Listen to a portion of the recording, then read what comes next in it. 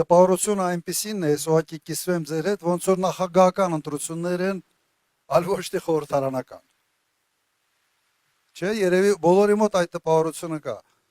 Իրականում սա խորհրդարանական ընտրություններ են, իրականում սա ընտրություններ են քաղաքական թիմի մասին, որը պատասխանատվություն է ստացնում կոլեկտիվ,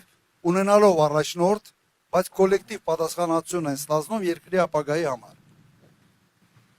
Եթե նայեք խոսույթը, նայենք այսպես ասենք նաև այլ քաղաքական ուժերը ինչպես են վարվում այս ընտրությունների ժամանակ, ոնց որ նախագահական ընտրություններն են։ Ազնվորված, անհատական, մեկ մարդու ընտրություններ։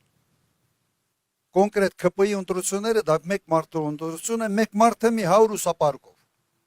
Չէ, տպավորությունը այսպեսին է, ոնց որ ոչ ոք այլևս չկա։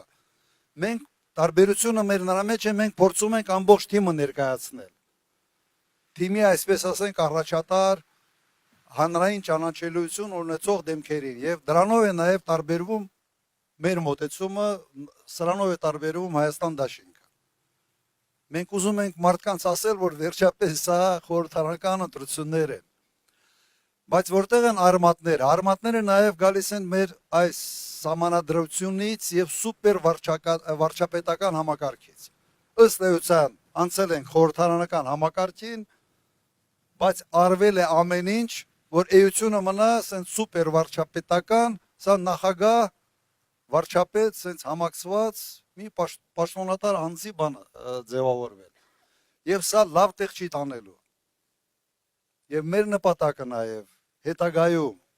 հաղթանակի պարագայում իհարկե այս ամենը փոխել, բերել